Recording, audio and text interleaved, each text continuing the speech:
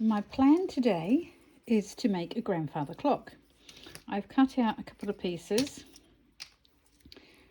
from a picture I saw online.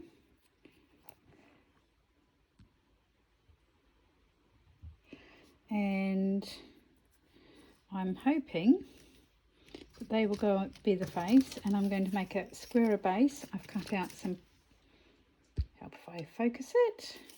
So I've cut out some pieces for the sides, although I think I'm going to be shortening those. This is going to be the base. It's 1 inch square. So first of all, I'm going to glue these together. I will be using my wood glue and a toothpick to do it. So these are the first pieces I'm going to glue together.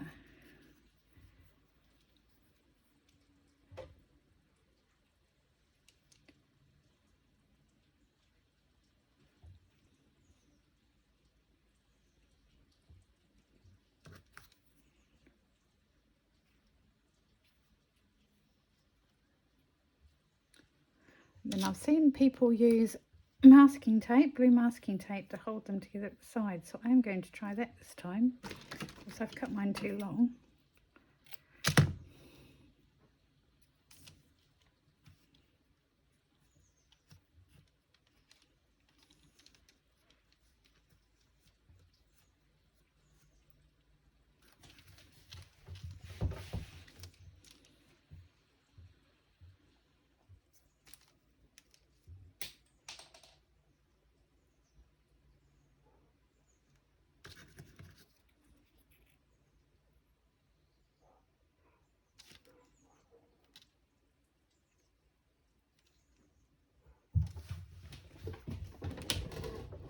Drop something, and one of the dogs has spied it and just about to pick it up, so rescued that just in time. Just use my little squares to put together.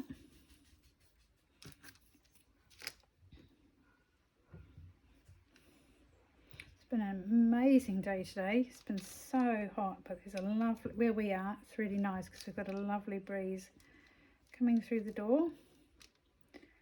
It's probably getting on for late afternoon. I've just made the second lemon cake of the day. I make a cake most Sunday mornings to take to church, and I ended up without a piece. So I made the cake and I didn't get a piece. It wasn't on, was it? So now that's not square. What have I done wrong here? Didn't pick up the smaller piece, did I?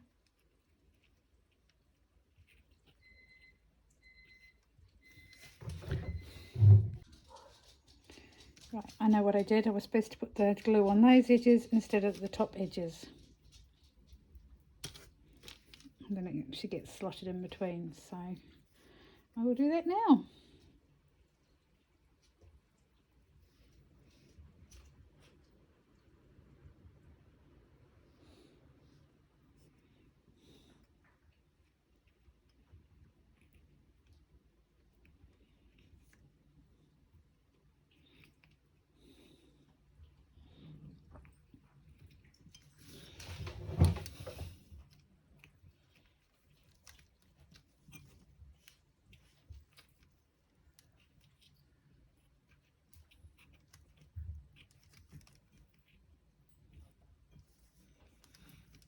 I think it's probably better when I do this in time-lapse mode, because then I can hide my mistakes because it zaps past them.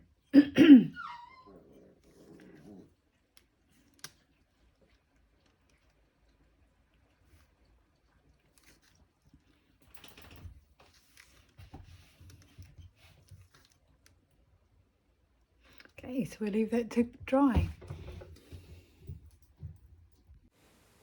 Here I am gluing the long bits together that they're going to make the body of the clock. I had hoped to have music going accompanying this, so I didn't have to talk, but I couldn't work out how to extend the music, and this is a new editing program I'm trying, so some people may prefer it without music anyway. So there it is. I'm making a little piece to enclose the base so that the long part of the clock can go on, the body of the clock. And I've trying to work out just how to do the top of the clock, so I'm faffing around here with various bits. Then I realised the body was too long, so I had to cut that down, and I must say that video made it look much easier than it was. And now we're working on the top of the clock, and also a little door for that you open to get the chimes. Of course there's no chimes in there really, but it's just a sort of fake facade. So yeah, sanding it down, gluing it on, and putting it all together really. So it's starting to take shape. It's currently upside down at the moment, but I've worked and done a top part for it and cut it all out, and there it is. So I have made the basic shape of the grandfather clock. I'm going to sand it all down, and then I'm going to paint it, and then hopefully I'll be able to stick the clock face on, and I'll probably do that with a bit like I did the clock in Swallow's Rest. I will find a button and then I'll put some of the dimensional magic on it. But we will sand this down and paint this next. Here is my clock, and it is ready to paint. So I'm going to be probably using burnt umber, and I may mix a bit of black and burnt sienna. I'm not sure yet, but mainly burnt umber. That seems to be my choice of paints. Find the paintbrushes and we'll get started. So here I am painting it, very simply done. It gives the effect that I'm looking for, sort of a slightly aged look about it. So I was quite pleased with how it turned out. And here is the clock finished. I've put a little handle on the little front door that would give you access to the chimes. The clock face is ready, and the clock is ready to go into Thyme Cottage.